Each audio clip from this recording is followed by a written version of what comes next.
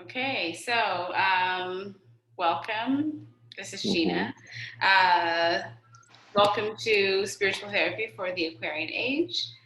Mm-hmm. I am inviting Lionel, aka Borelson, on for this session. Thanks so much for taking the time.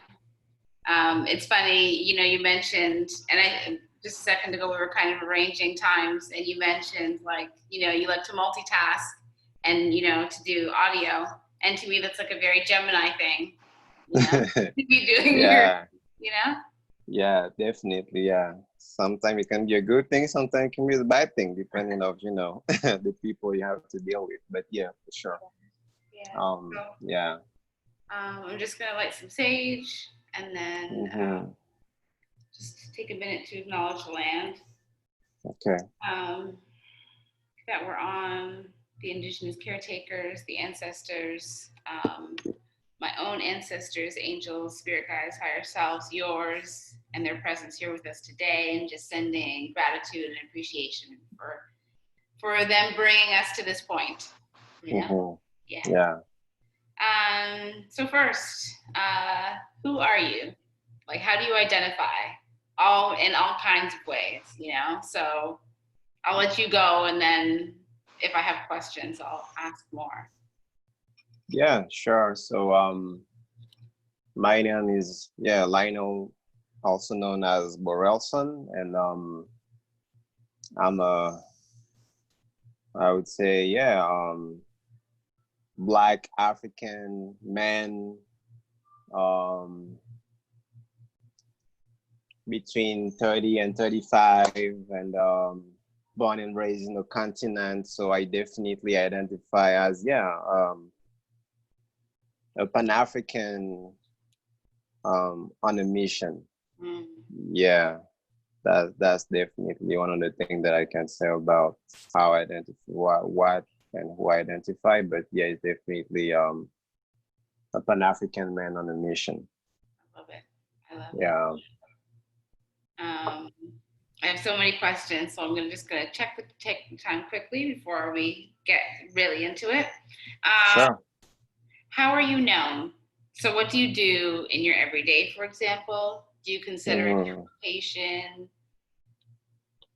your call? Yeah, yes. So yeah, I'm mostly in between two domain or sectors, if I can say it like that. So on one hand, there is the tech world, so I work in tech, but at the same time, I also work and I'm also heavily involved in creativity, but mostly music.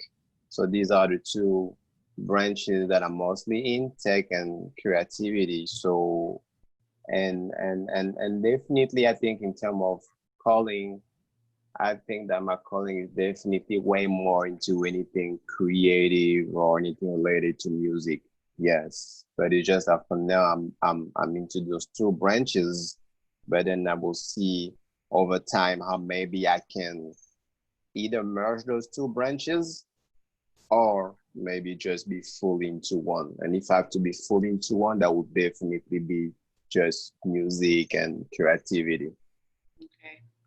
I guess that leads to the question. I have the preset questions, but I Mm-hmm. had some other thoughts too. Just thinking about who you are and the work that you're doing, and just who you are in society, and Mm-hmm. as an inspirational being. Um, Yeah. so I wonder, how does your creativity, or does it? Are they two separate things? Relate to your spirituality and or your faith, or is it integrated for you? Yeah, I would say it's definitely integrated because to me, anyone who's actually creative, I mean, I would say anyone in general, but I really want to focus on being a creative. I don't think that we can really understand where that creative energy comes from when we want to create anything, whether it's music, whether it's a movie, whether it's a painting. I don't think we can really understand the way it works and why we're actually having those type of inspiration at some specific moment. And to me, that mysterious part is actually something that I think is spiritual for sure. So that's why to me, I think there's definitely a connection between, whether it's faith, spirituality, and my creativity for sure, because I don't think that I can take like all the credits and be like, oh, that's just me, and then I did that. No, I think there's definitely that mysterious and explainable and tangible inspiration who sometimes I think, come from somewhere else or someone else. I love it. So now I'm going to go down a little rabbit hole. Okay, no problem. Do you think that, sometimes when you get blocked, because sometimes, I have my own creative blocks and whatever, do you feel like if you are experiencing like a block, could you consider that like a disconnection to your source? Do you know what I mean? Because I hear you kind of saying like your creativity comes through you from source, essentially, or from spirit or God, or, or the universe. And you're feeling, sometimes it's hard to create or, Yeah. I guess. Uh-huh. Would you say that that's like it's because that there is, I mean, for lack of a better word, like a disconnection, or like in the words of someone that I follow, Esther Hicks, that pinching off, Yeah, no, definitely. I think actually what can happen is that we need to take the time to understand ourselves first and the way we actually connect with that source. And then the more we understand this mechanism, then I think that, we can understand better why sometimes we might feel more inspired or less inspired, and then also know how to use that connection. But definitely, I think, there's a connection, and we just need to, I guess, understand better the way we can tap into that connection. And so I think it's more about understanding how we connect to that, and then what's the process, even if we cannot fully understand everything, but at least knowing ourselves, and then what are, for instance, the moment where that connection seems to be at its best, right? And then from that, we can definitely be more aware about how we can navigate through those interactions between ourselves and what seems to be coming from higher places. And so definitely I think that happens to everyone to, sometimes feel less inspired, but as long as we take the time to really understand ourselves, then I think we can really understand why sometimes we feel more inspired and sometimes we feel just less inspired. Love it. Okay. I could go another way, but I'm gonna ask one of the questions. What have you done in your life that you're most proud of? I think I know, but I may not know. So there's many things I would say. Since we're talking about faith and spirituality mostly, I would say it's actually having a blind faith. I mean, I don't know if I can even call it blind, right? But just having that faith that leaving my comfort zone would bring me more opportunities and a better sense of, a purpose in life. I think that's something that I'm the most proud of, because when I decided to leave my comfort zone, so that means while I was still living in France and then moving to Canada by myself, then that was literally what we call sometimes, taking a leap of faith. Right. And that was definitely something that I'm the most proud of for sure, because after that, so many opportunities present themselves. And maybe more like concrete or pragmatic thing, I could say also the release of my debut album this year. So because to me it's so powerful to visualize something, and then actually now you can see the product and be like, wow, okay, this is a project I've been working on for, let's say, the past couple of years or the past years, and then now the product is actually here. And this is to me something magical, that, you know, being able to manifest things and bring that from your imagination into this realm. So to me, that's just so powerful. So definitely I can, yeah, mention that music and I mean debut album. And same thing with also, yeah, the documentary that I reviewed was connected at some, in some manner to the album. That documentary, yeah, about success stories of immigrants, newcomer, and first generation Canadian. So same thing. These are some projects that I was just having in my mind, and then now actually seeing that it became really possible, something tangible. Then yeah, I'm definitely proud of it. Yeah. So if I could say, it feels like I hear you saying you're proud of your faith. I would say proud of yeah, definitely proud of that faith. Yeah. Yeah. Proud of having, yeah, that faith in believing that it's gonna be possible, it can happen, and then going for it and actually seeing that it happens. So that means that, yeah, definitely there's some faith in it for sure. And that's really, that's the driving force actually. Yes, for sure. Yeah. How is faith different from spirituality for you? Hmm. Is it different?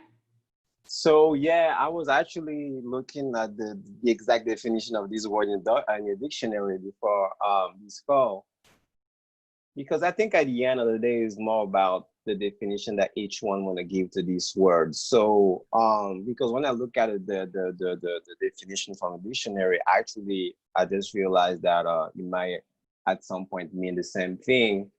Um because what I see as faith is actually, okay, so what I can say, maybe I'm wrong, is that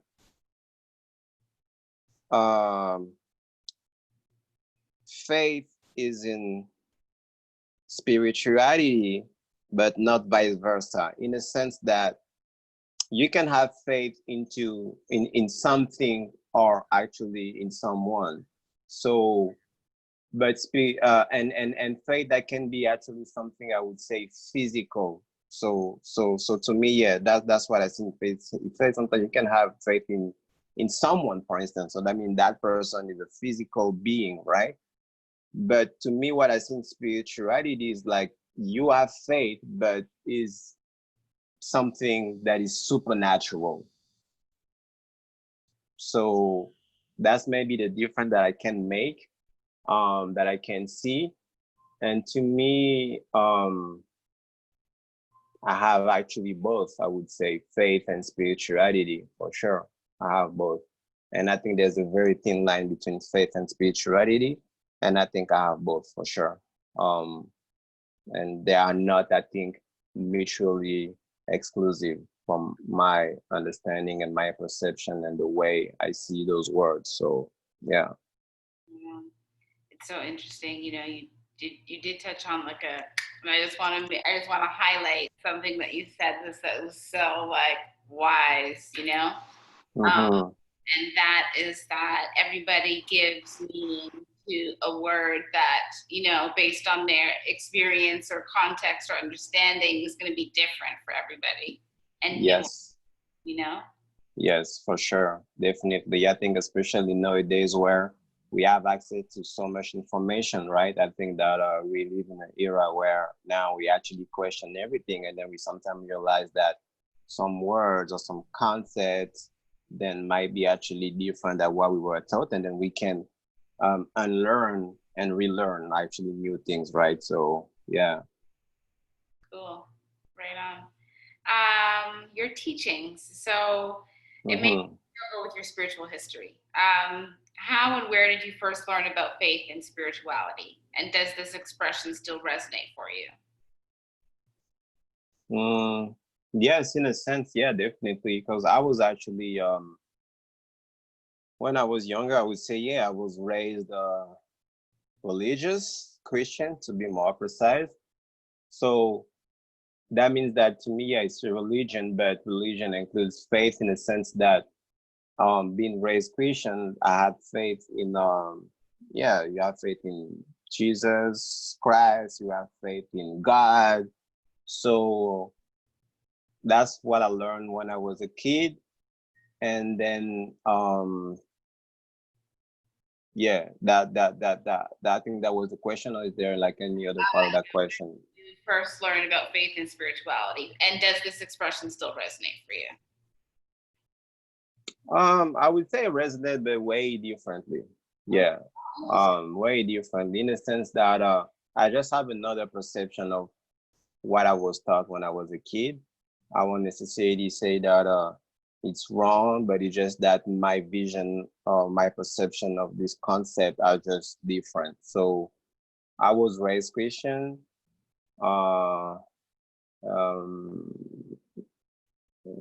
and more like, yeah, in a religion, yeah, in a religious way. But for instance, today, I don't think that I can identify, especially given the definition that people give to that word. But I don't think, for instance, that today I will identify as religious. Yeah. So I think that's maybe what changed. In the meantime, yeah, is that I would say, kind of understand those concepts and everything, but it's just that I don't necessarily now today identify with being yeah, a Christian. Like for instance, I don't go to, or at least I don't feel the need to go to church regularly. So yeah. Can I ask, was there anything missing in that learning for you, or did you just naturally evolve out of that space?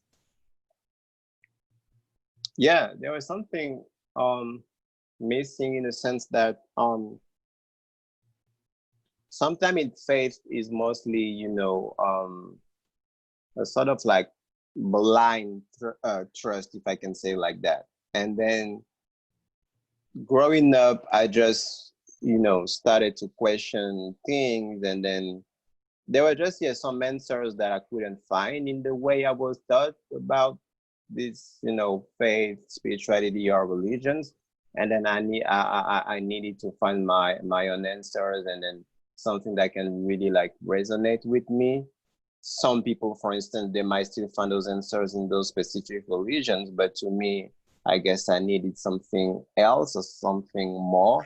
So yeah, it was just some questions that naturally came because of the perception that I have originally, right? And then you have an original perception, and then you have some questions, and then altogether, when you don't find those answers in the way you were perceiving things, then I guess your perception might change. So to me, that's definitely what happened. Yeah. And then also some people around me were actually encouraging me to, yeah, to question things and to make my own research instead of just believing blindly what I was taught as a kid. And I'm definitely, yeah, grateful for those persons who are not like, oh, this is it, and then that's it, nothing more, nothing less. But instead, I was actually naturally or unconsciously pushed to find my own path. So, and that's what I did. And and and and last but not least, like I said at the very beginning, right? I'm a Pan-African, I identify as Black. I was born and raised in the African continent. So at some point, you also just want to learn more about your own story, right? Your people's story. And then the more you learn about your own story, your people, where they come from, and the practices, then you're like, oh, actually, there is way more that I was taught as a kid instead, in terms of religion or faith or spirituality. And then you realize that there's so many things around you. And then I guess at some point you pick the one that just you feel the more attractive, I think. Yeah. And that's what I did.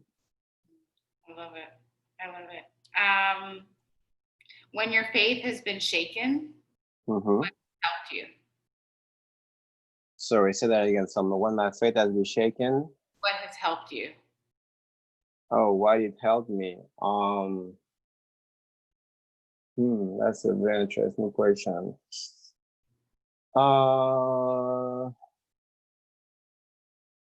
Music. Yeah. Actually, that was music. Yeah. I still remember I had like mostly two phases in my life when my face was shaken, and then yeah, I think it was music, and then also while listening to music, especially some specific type of music, we can sometimes actually, I think, put you in a meditating states, whether it's like consciously or unconsciously, but it's just that, yeah, you listen to music and that can be some sounds or that can be some specific word that you're hearing. But I think it was just sometime being in those states where you like naturally meditating, and sometimes I can be unconscious. And then through that, yeah, I was able to, yeah, go back to some faith, and then and even, yeah, spirituality as well. But yeah, I think that's what mostly helped me. I would say music for sure, but indirectly also meditating and doing some introspection. Yeah. Awesome. Do you speak about your faith and spirituality? Mm, by default, no, because to me, I think that is actually something that is more personal than anything else, more yeah, private slash personal. And also it's something that I want to say talk about like by default or openly, because I just also observe the world we live in, and I just realized that whether it's faith or spirituality or religion, these are some topics that can create like a lot of, heated debates or conflicts and stuff like that. So that means that to me, by default, I want to engage into that. But if, for instance, if some people that I feel can have, some cordial exchanges about those topics, then yeah, I can definitely delve into that. But by default, no, because I know that I can be source of conflict. So yeah, and it should be, to me, I think, something personal first, and then I don't like to, even for just 1 second, having the impression that I'm actually trying to impose my faith, my belief into someone else, and trying to like preach and create a movement and whatever. Yeah, I don't really like that, give that impression to people. So that's why I'm just, yeah, keeping it to myself. But whenever I feel like people around me are those type of people when you can just discuss and not trying to kind of like be like, oh, I am right and you are wrong, then yeah, I can definitely have a conversation in those circles. But yeah. Makes sense. Totally. Mm-hmm. What are your go-to tools in your toolbox, in your spiritual toolbox? So actually, yeah, the only thing I would say is this cross. So it's called the ant cross, and it's a symbol from ancient Egypt. And I would say that's, yeah, the only thing that I have in my toolbox, if I can call it like that. But yeah, that's the only one, and that one was part of my own research about spirituality, faith, and religion, and then that's just the one that I resonated most with, and then that's when I decided to get one for myself. So yeah, so that's the one where I would say I feel yeah, protected in a sense, but also I'm someone who actually, in the definition even of spirituality, right? So it's more about supernatural spirit. So that means that it's beyond the physical. So I'm actually someone who tries best to not rely on material things, meaning that, for instance, I don't want to be in a position where, for instance, I feel weak or lost if I don't have a specific object. So that's why, even though like growing up, the more I was growing up, I was actually trying to remove anything that can kind of like make me dependent when it comes to especially spirituality and faith. And also, whether it's through prayer or anything else, I know that when you pray or when you really try to, be in tune and tap into your faith and spirituality, you feel in a certain state mentally, and not just mentally. And then I was just thinking about what if I can try to actually maintain that state on a daily, meaning that I don't actually need to, for instance, use an object and be like, okay, I'm going to use that and feel more powerful, more in tune. But then when I feel more in tune, I just try to keep that. And then that means that I won't need necessarily any object. So to me, it's more about trying to not be dependent and not feel weak or lost when I don't have any object. So that's why I have this, but that one, sometimes I'm even like, yeah, if I don't have it, I'm fine. I just definitely like rather have it on me all the time and everything, because it's more became also like a habit. An habit, but yeah, I that's my only go-to, but I'm more into spirituality in its definition per se, meaning that is more about like in my head, in my something that is beyond physical, and that's where I try to put more focus in my thoughts, in the way I think, so that yeah, I don't necessarily need something physical, and because I know that I can sometimes be used against myself, whether by someone or just, by coincidence. Let's say that you don't have anything physical around you, then again, you can feel lost or not protected anymore.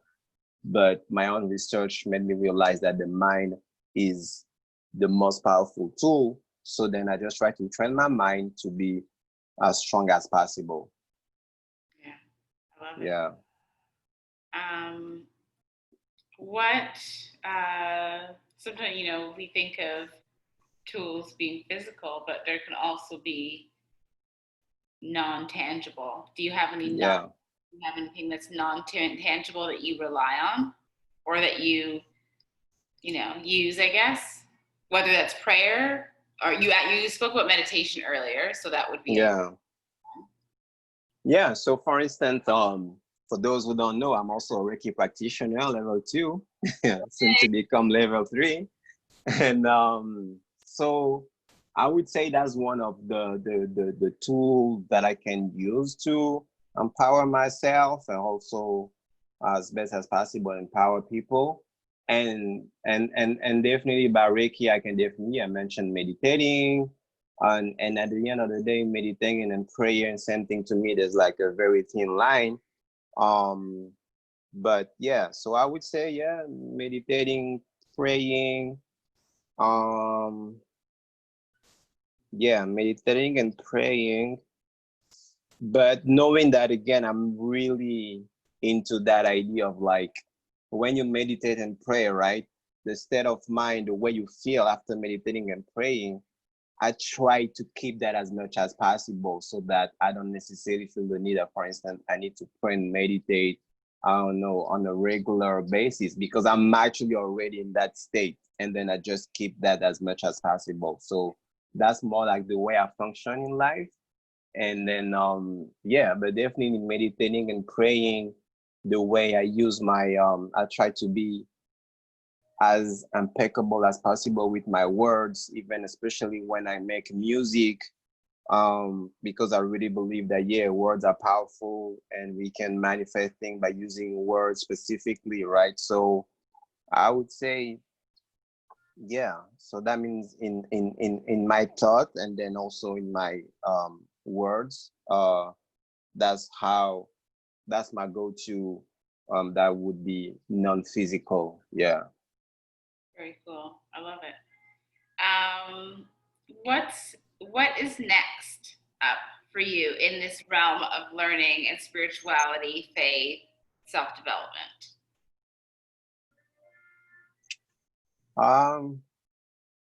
Trying as best as possible to understand what is around us, and also why we're here, because it's just to me that I really believe that there is a bigger picture, and that our perception um, can be limited, and that we don't necessarily have all the answers.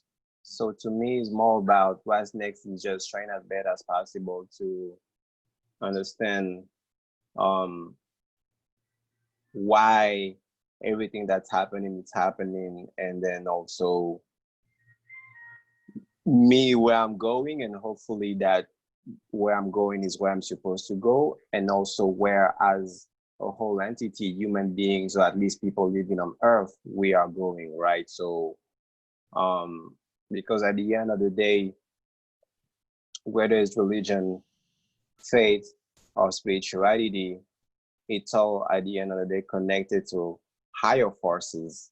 So to me, I think it's trying to, yeah, understand as best as possible those higher forces and being in tune with those forces, and hopefully be able to, yeah, live a better life that is more purposeful, thanks to that, connection that would be hopefully better and better, keep improving itself over time. If you could share a message about faith, what would it be? Faith or spirituality? Yeah, I would say find yours, because I think it can definitely be more helpful than anything. So find yours, and don't necessarily believe that what works for you is exactly what is going to work for other people. Yeah, I think at the end of the day, it's about finding that sort of like common ground where everyone um have, yeah, their faith and spirituality, or whatever name we want to put into it. But yeah, the message will be take the time to find yours, introspection, and anything that might help you, and then just be also mindful and respectful of other people around you regarding that. Yeah. Right on. Yay. Well, we've come to the end. Those are all my questions. Okay. I have other questions that came up too. So if you're interested, once I go through the series, I'd love to have you back for another conversation. Sure. Sure, definitely. Yeah, we can definitely do that. And then do you want it to be um that will be in the same format, or do you want it to be now in a different format? It'll probably be like further down, but like maybe in a similar format, like still. Yeah. And then we'll see what else comes up at that time. What else you've been doing? Sure. No. Sure. No, yeah, definitely, no problem. It would be a pleasure. And yeah, because I definitely enjoy those type of conversations with magical beings like you. Thanks, Lionel. Always so cool. Just I'm appreciative. Thank you. Mm-hmm. My pleasure. And then yeah, let's keep in touch, and let me know what's next regarding this whole project, which is again a very, very timely and beautiful one. So Thank you. Definitely. yeah. Absolutely. Okay, I'm gonna stop.